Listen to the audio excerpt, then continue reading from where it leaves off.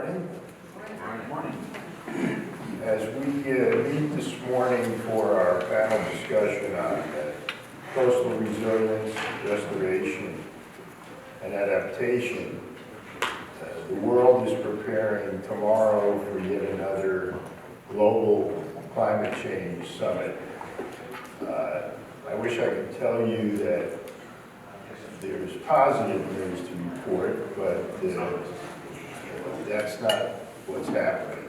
Climate change is entering a feedback loop.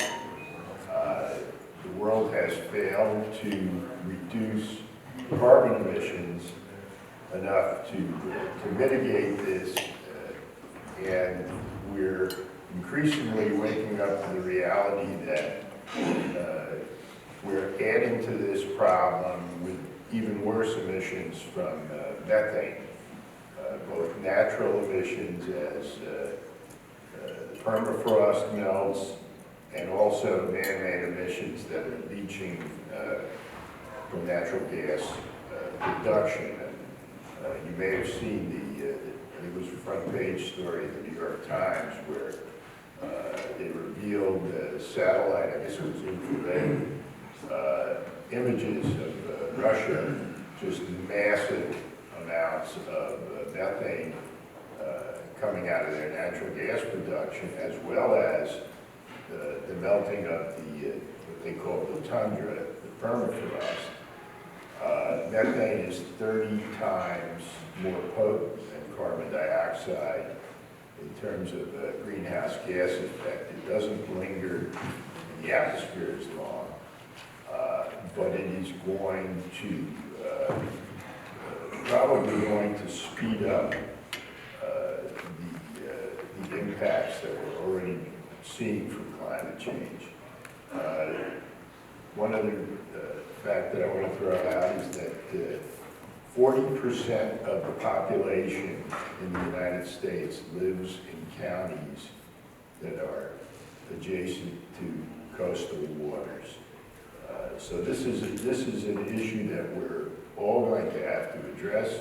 And today we're fortunate we have speakers from the two states that are really on the front lines of this problem in terms of rising sea level.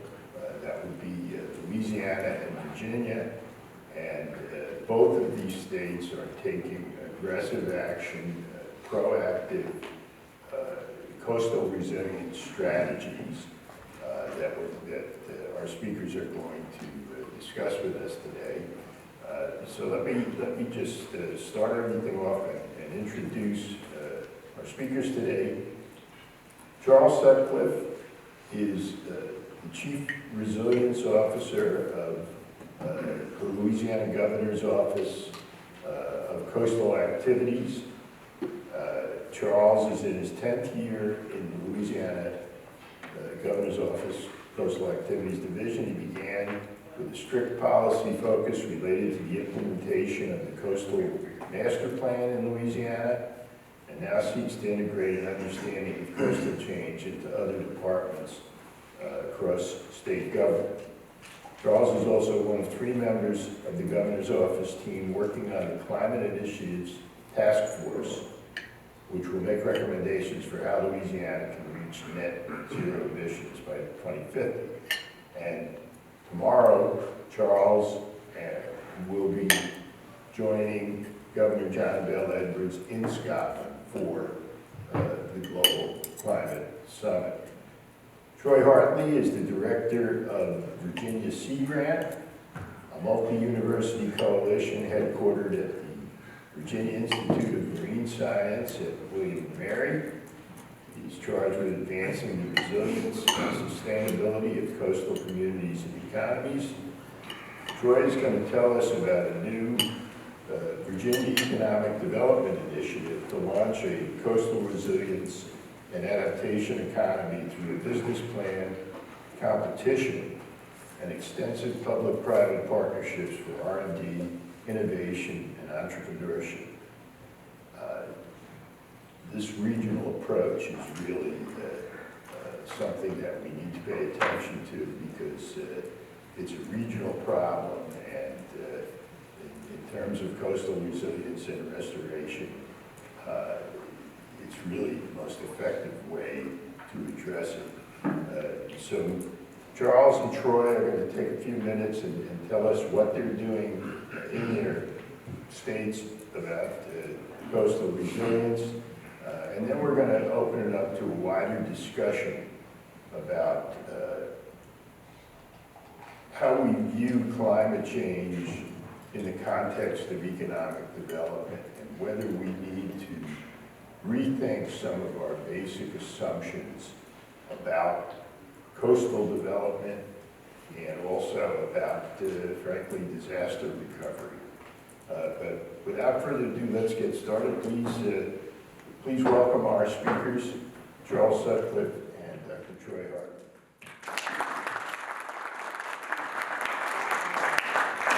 Charles, Louisiana has been of necessity the pioneer in coastal resilience efforts. So why don't you go first and just give us a brief overview of what you're doing. Okay, well, thanks, Jack, and thanks everybody for having me here. You guys can hear me okay? Sounds good.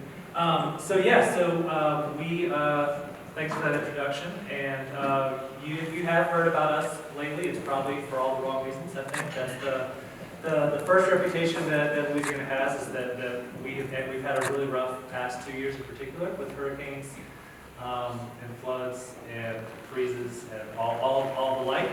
But I hope that after today you also kind of recognize us for being the leaders in adaptation that we are. I think we are, and I would also hope that if we get to it, that we are also laying the groundwork in Louisiana to be leaders in the new low carbon economy. And so I think we're trying to look at all these things at once and move in that direction. So those are some of the things that I want to talk about.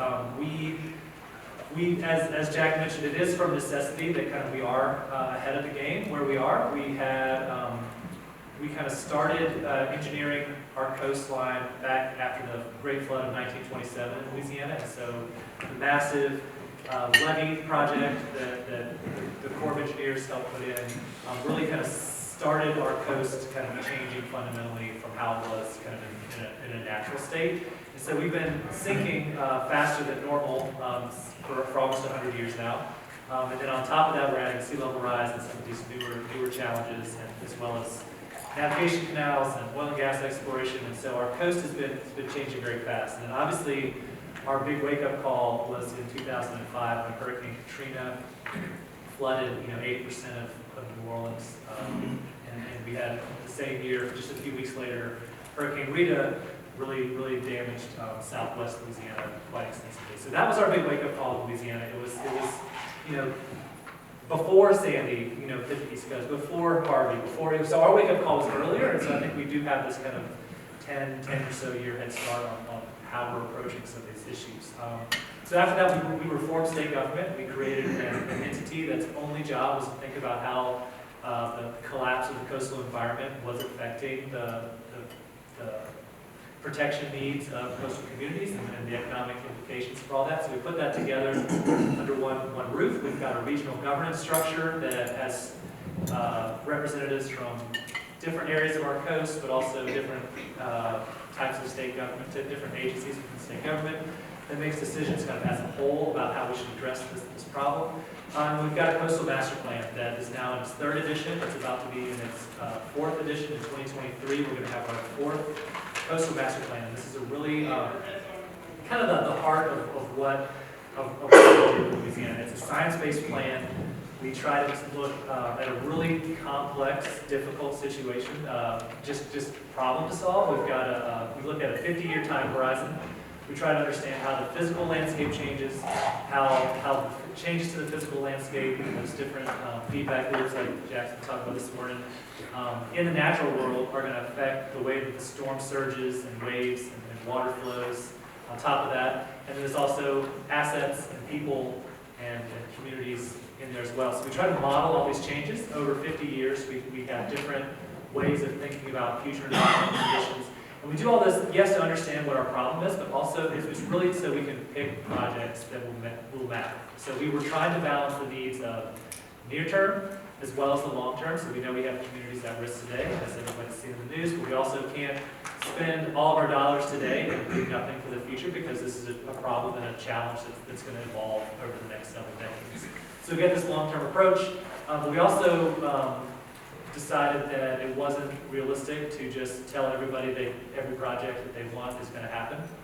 So we've constrained ourselves financially to about $1 billion a year, which is ambitious, and it's a lot, and it's more than we know how to fill in for the whole 50 years. But we thought it was important to kind of cut ourselves off. So we're trying to only invest state dollars where it's going to matter. So we've got all the science involved to do that. And I think that's just another way of saying that we didn't ask all the politicians, which projects were the right projects to do. We started with the engineers and the scientists, and we tried to build our plan from that foundation. So we're also, like I said, we're in our third plan, so we've built a lot of projects underneath that plan. Louisiana was, also ground zero for the Deepwater Horizon oil spill, and so we are marshaling those settlement dollars towards some of the largest ecosystem restoration projects in the country.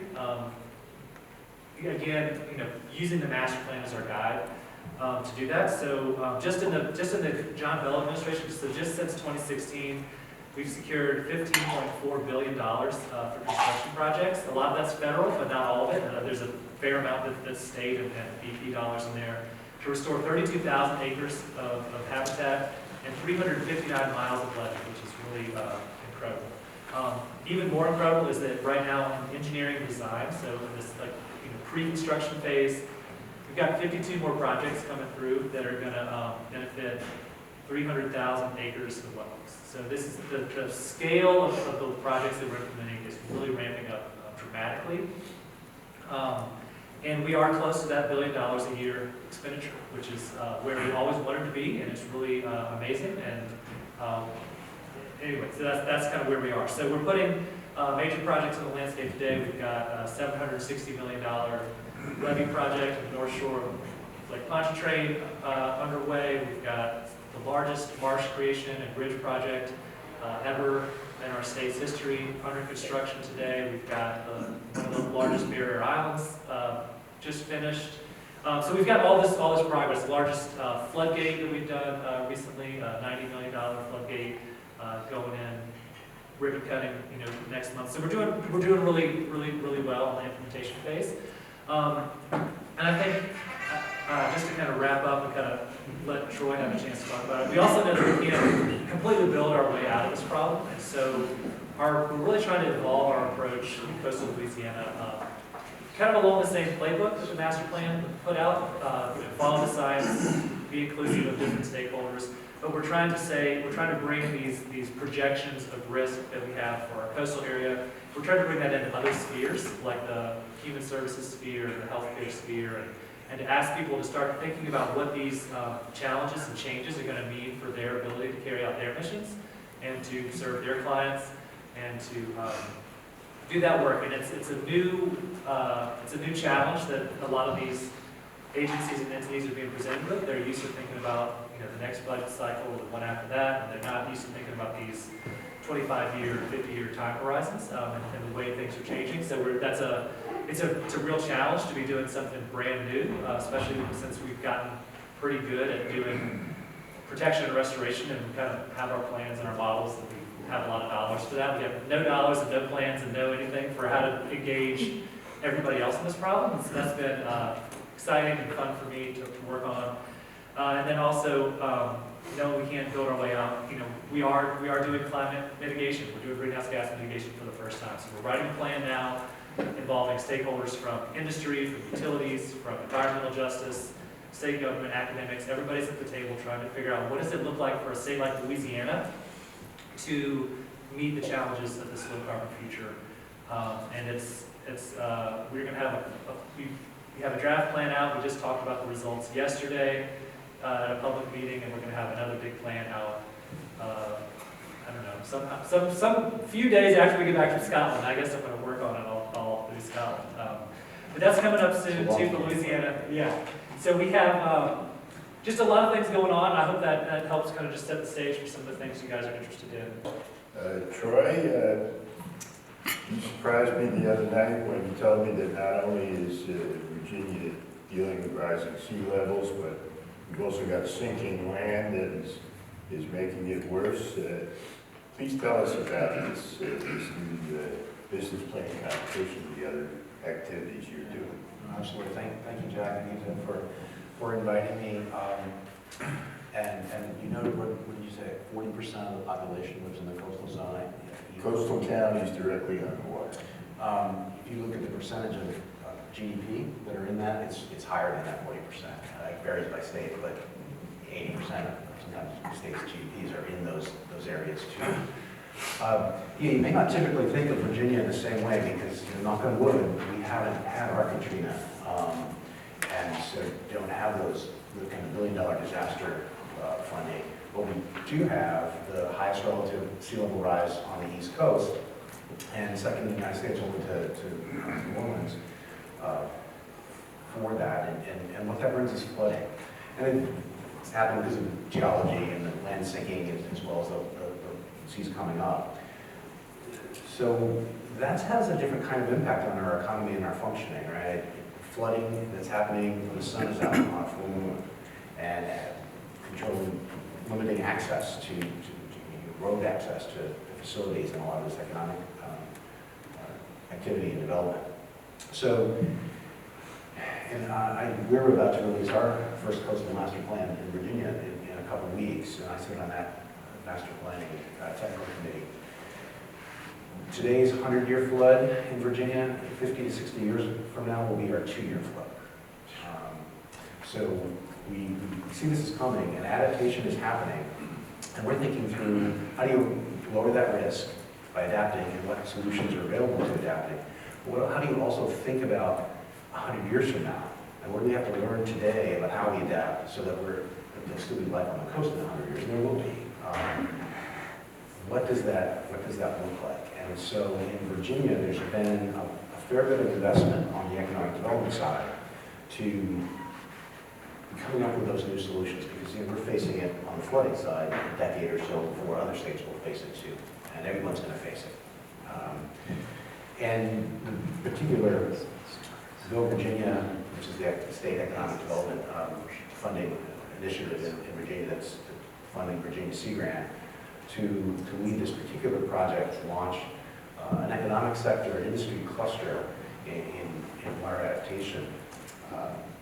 We're the lead. There's a couple of really critical partners that you should know about. One is RISE, which is a nonprofit out of Norfolk that runs business plan competitions.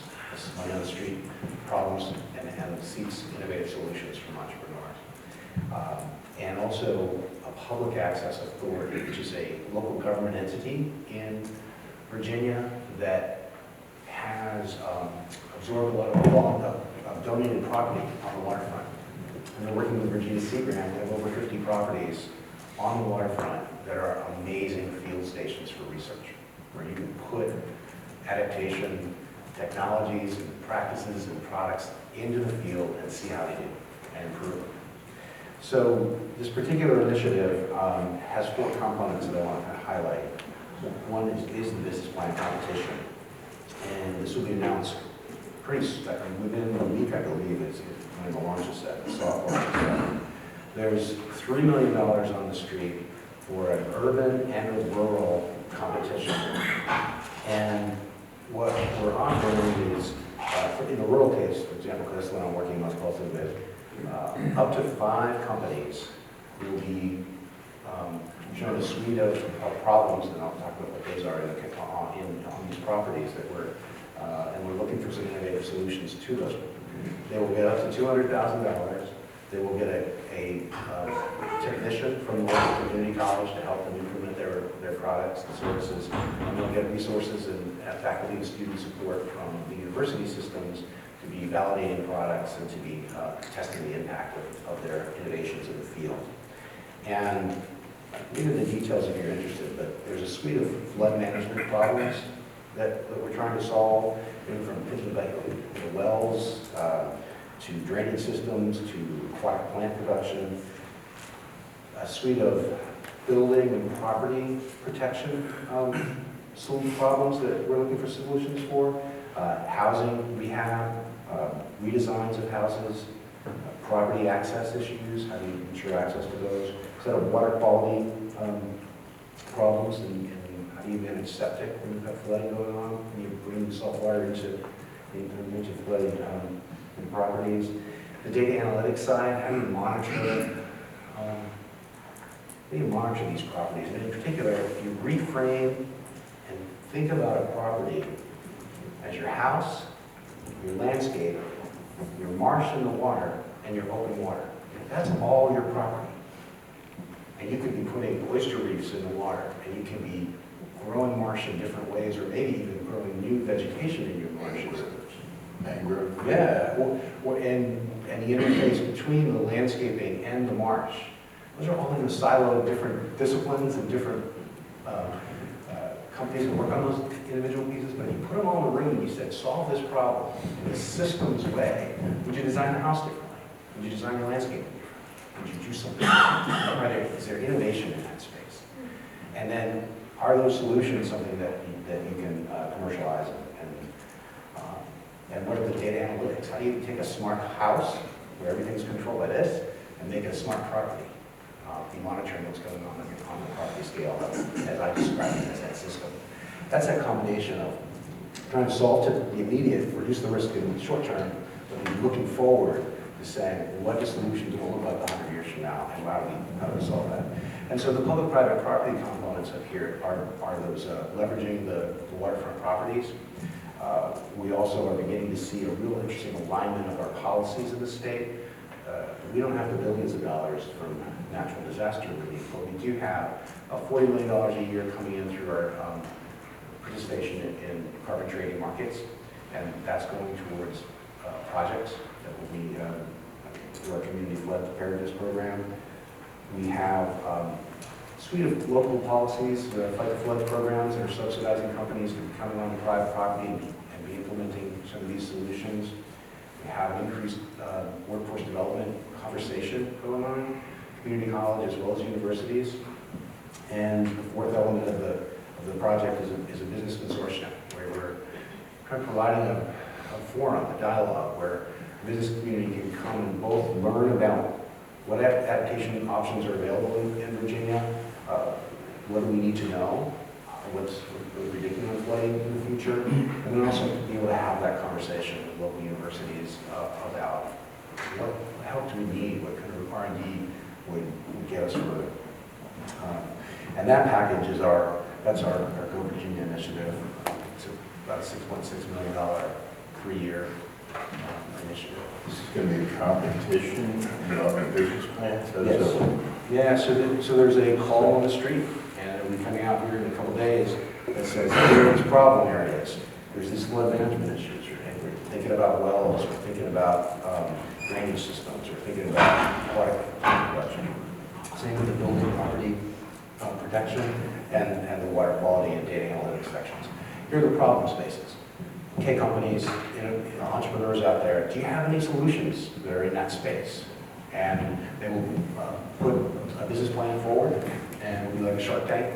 There will be judges that will be reviewing the applications. They'll be presenting to the judging panel, and then selected and then matched with these other resources. Very interesting. Well, I'd like to start off our discussion. I have a few questions for both of you. We'll open it up to questions from the floor. Charles, you mentioned that you try to make 50-year projections, and you mentioned the levee project down at Pontchartrain. We were all, of course, relieved to see that the rebuilt New Orleans levee held during Hurricane Ida. But at the same time, it was kind of disturbing to hear that this massive rebuild of the levee after Katrina is, I don't want to say it's going to be obsolete in 2 or 3 years, but it's going to have to be built higher. And my question really is, do we have enough real-time empirical data to predict how quickly the sea is going to rise in the near term? You know, are we always going to be behind the curve in terms of our planning for urgently needed mitigation, like higher levies, or are things just changing too quickly to really get a handle on that? Well, I think so. I think there's a couple things in there. So I think in terms of if you're just worried about certain types of risk and certain time scales, then I think that we do know a lot, and that's kind of one of the messages I hope that you guys kind of take away is that you know, we don't want to paint any of these coastal regions with a one big broad brush. I think there's so much.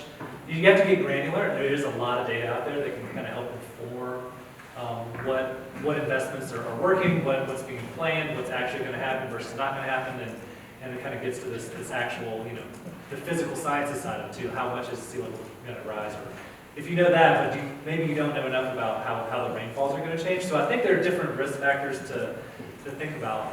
Now, in the case of Louisiana, we do. You know, in this early time frame, right, it's all a bunch of curves, all these different sea level rise curves that we see. And as long as we're looking at the first part of it, a lot of them are they're kind of starting off in roughly the same place. It's just when you get out to those further out decades where there's a big difference between where we end up as a world, right? And I think a lot of that has to do with maybe there are technologies that can come in that can help, you know, mitigate things better. We learn from some adaptation challenges and things like that, but also. So we might learn more, but it might be better, it might be worse. So we don't. I think it's really those out decades that are harder to think about. But would you agree that the traditional way we've thought about these things, and you know, you always hear the term, well, we got to plan for a 100-year flood.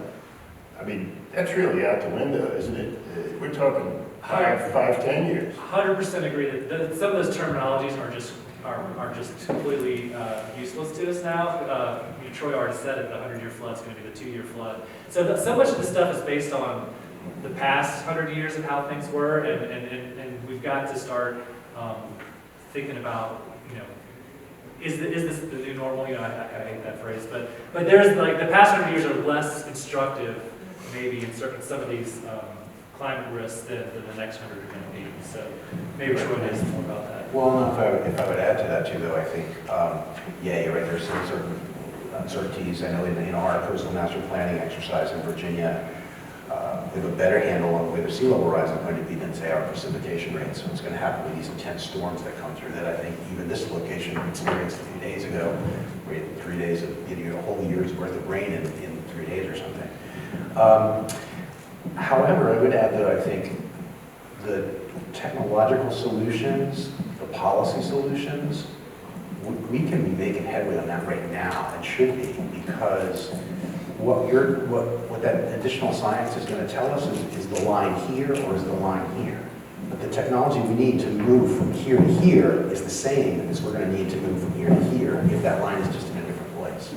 So the need to invest in these the policy alignments, the coastal master planning processes, which are setting the priorities for identifying what areas are your priority areas to be protecting and triaging, and what areas do you want to let marsh migrate into, for example.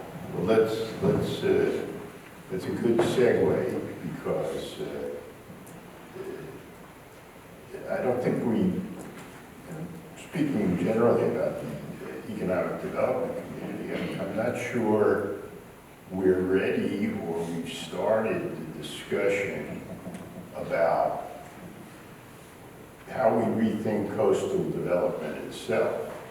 It's not just identifying the most vulnerable areas and thinking about mitigation, but I'll just put this right out on the table.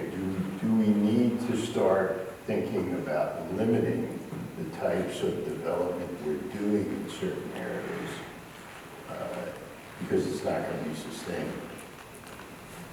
And either of you can give me your thoughts on that.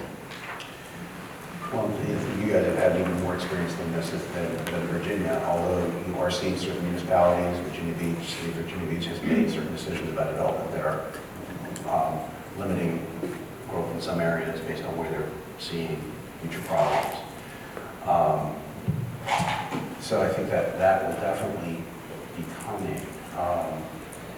There's opportunity in that too, though, because there'll be methods for prioritizing locations that are your highest value assets, and you're going to invest certain kinds of money in that. Is where you build development, invest in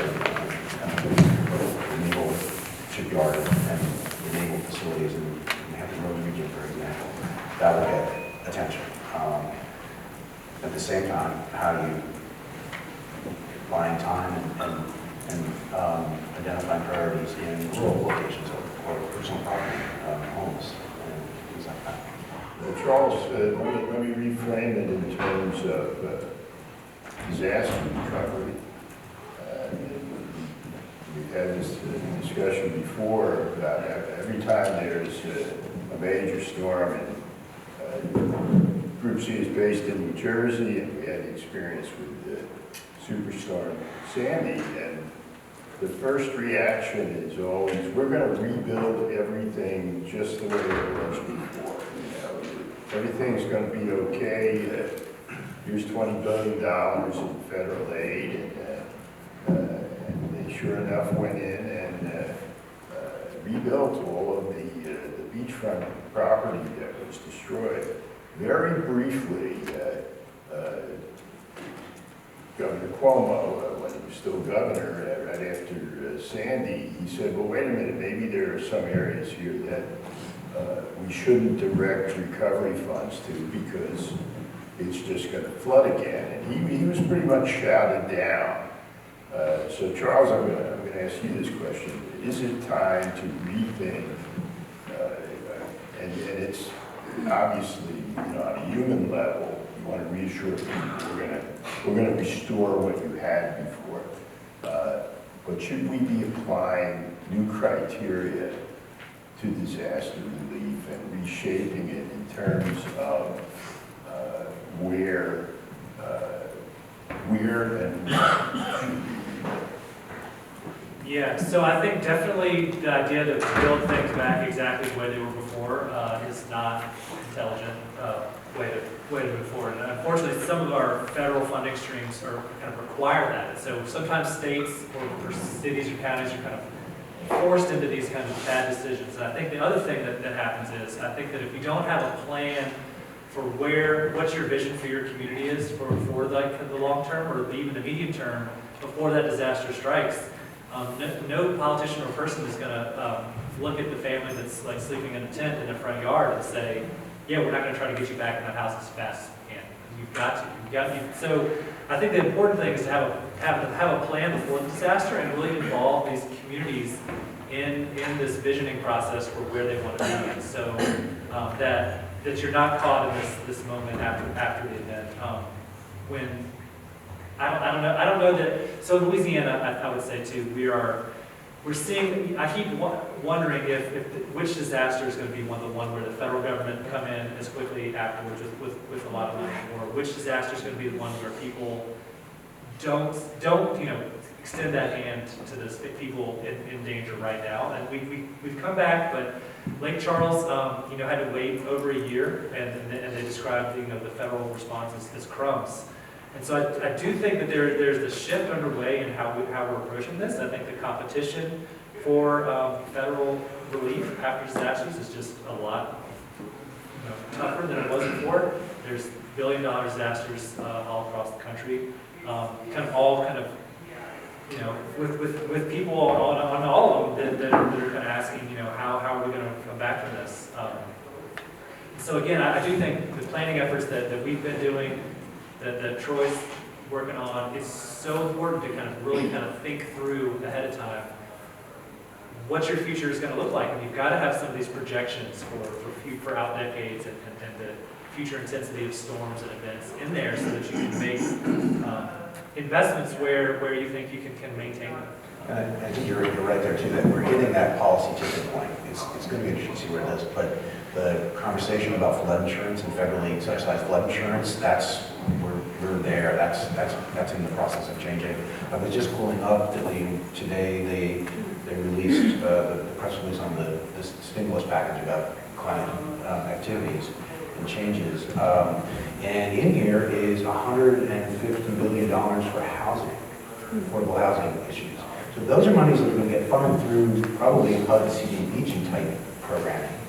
And will very likely add another layer of thinking through what's that, how are you aligning with the coastal master plans in your state to be accessing using these resources. So I do think we're starting to see that tipping point. It is a community. Are the fires, there have the drought, like those pictures of Lake Mead. Well, I'm glad you mentioned that because we're going to throw it open to questions in a minute, but I would just, I put this on the food for thought category. We're talking about coastal resilience, and you obviously are on the front lines as the sea level rises. But in general, in terms of climate change and the impacts, it's going to force the kind of really tough decisions in places all over the country. Tough decisions like, do we continue coastal development?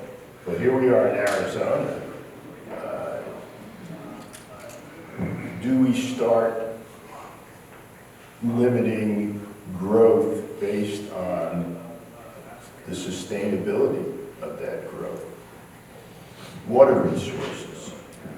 We're coming very close, very soon to decisions. I mean, if you look what's happening in the Colorado River, we're going to have to choose between growing vegetables in California and continuing population growth in areas that don't have water resources, that are relying on the same water. So these kinds of decisions are coming a lot faster than they thought they would. And these kinds of discussions really need to begin. Yeah, just a quick question here. Virginia, Louisiana, I'm originally from North Carolina, I live in Arizona, so if you want to pump some of that water when it floods, we would love to have it in Lake Mead. But do you think that it's wise to have, 30 different coastal management plans, or is this something to the dreaded word of federal government might be more of to kind of have a consistency on how we do this, or I'd like to hear your thoughts on that. So I think on the federal side, I do think the federal idea that has finally come to pass is that it's smarter and cheaper to spend money before the disaster strikes than it is afterwards. So pre-disaster mitigation and planning, we finally are kind of getting there. But I think the second question is the super important question. So how are you picking those? How are you deciding how to make those investments, and who's doing the deciding, and what's that process even look like? I think we've shown that you can do it at the state level and do it responsibly and scientifically. But you could also see to where somebody could choose not to do a science-based plan and to have a plan where you can have less confidence in how those investments are being made. So I see your point. I think Louisiana has done a good job of saying, and we've opened our books and our models to everybody and said, like, here's how we're making these decisions. And so I feel like ours are pretty good. So I don't know that a federal plan would do.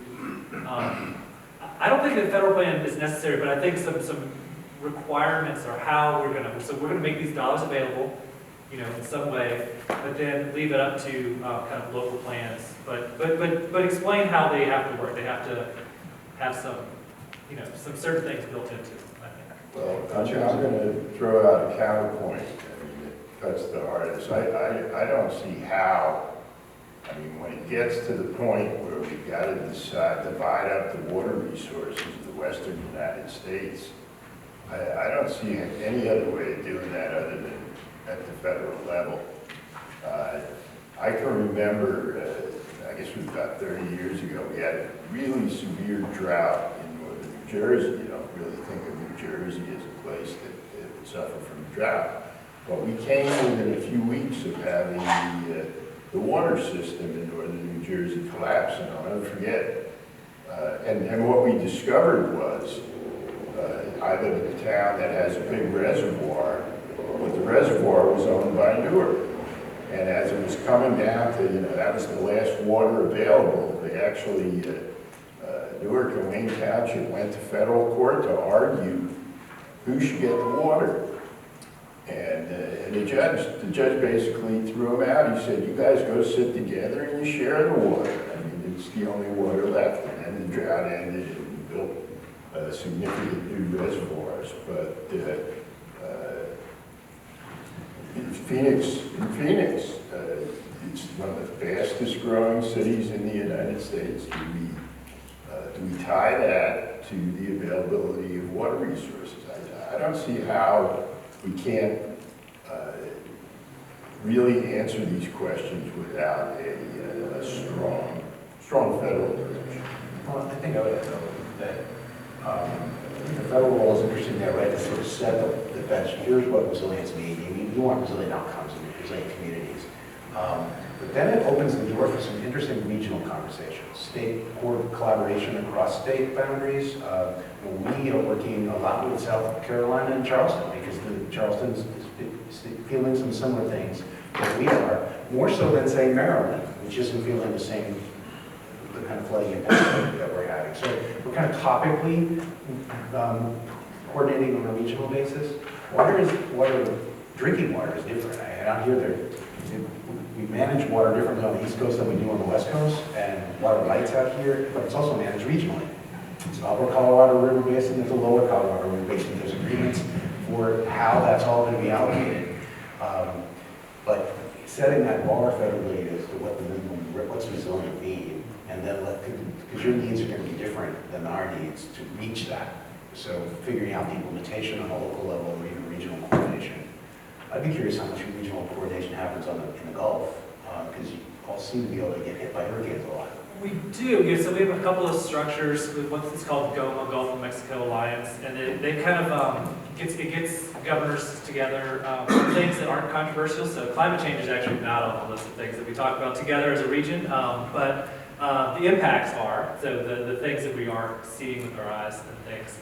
So there's coordination to a degree there, and the oil spills kind of brought us together too, because we all got oil and we've all kind of included in these big pots of oil spill recovery dollars, and so we are communicating there a lot. But at the end of the day, it's just frankly, I think it's still more competitive than it is collaborative. At least when there's already dollars to be divvied up or whatever, or you got too much and we deserve more of it, and so and our issues are like Louisiana is just kind of ahead. Nobody's seeing the kind of land loss that we're seeing and the kind of storm surge vulnerability that's happening as fast. Mississippi and Alabama are just their coastlines are so small compared to ours, and they're not seeing this rapid subsidence that we have, and so their projects, their project ambitions are just very different from ours. We want to spend $1 billion, like we can spend $1 billion every day, and they're like don't have that scale yet. We're seeing some discussion about other regional entities that are smaller scale, like regional transportation approaches for a metro area or stormwater management in a metro area, and are there applications of that type of coordinated governance conversations in the resilience space? We're seeing that emergence. We had another question in the back there. So we've talked a lot today about potential government solutions or plans on working through some of these issues. In addition to, Troy had mentioned how there is the potential economic development benefit of making a smart property style development. But what other, what other solutions do you see coming from the private sector other than government stepping in? For example, I'm from Florida. If you have a property that is adjacent to, say, a property that was impacted by a sinkhole or something like that, there's a moratorium that if I were to build a new home on my piece of property, there's a very good chance I will be unable to get home insurance. So therefore, I won't be able to occupy my home, buy the home, can't get into financing to purchase the home, all that other carry-on. Do you foresee any sort of push from the private sector where insurance companies are just like, well, hey, we're just done. We're not going to issue any new insurance or anything like that. Do you see that more as a a driver? Because Charles, you had mentioned, what is that wake-up call for potentially the greater population, but do you foresee that massive losses on the insurance side will actually push things faster? Is that anything that has been considered? I mean, I don't know insurance law very well, what dictates what they can and cannot do, but. Well, what we've seen is that, yes, that although particularly the reinsurance companies, they're the ones who are investing in some R&D, but because the federal is involved in flood insurance, there's not as big a private interest there. So the reinsurance companies are doing some R&D work, but it's focusing more on fires because that's something that they have to pay out funds for. So if the feds back out of that flood insurance game more and more as they are, then absolutely. I also see it in the water space. I mean, Imperial Valley just sold half of their water to San Diego because, one, they think they can become more efficient and grow as many veggies on half the water as they have been. And they make a lot of money on the sale of the water rights. So that's a way to. I think yes, the insurance aspect is going to be a driver, but I think an even bigger driver is going to be property values. Yeah. When we start to wake up, and I don't want to suggest that, well, it's going to happen here, it's going to happen there, but ultimately, we're going to see property values go down in places that begin to be viewed as unsustainable in terms of the management. In this case, we're talking about the coastal waters. And when that starts, it could gather quite a bit of momentum, and the market will vote with its feet. That'll also drive interesting incentives for partnerships with local governments because that's local government's only source of income. They can't tax them any other way than their property. So as the property values go down, it's in their interest. Of course, there will be older folks like me who are looking for bargains and never thought they could get that beautiful beachfront house, and maybe it won't last more than 10 years, but we might take a look at it. Do we have any other questions that we'd like to ask? Well, I want to thank Charles and Troy for an informative discussion, and also what I hope is a thought-provoking discussion. I mean, it's when you're talking about climate change and resilience and hopefully mitigation, the conversation is just starting, and you have to end it by saying to be continued. So thank you all for listening, and enjoy the rest of the conference, and thanks to our speakers.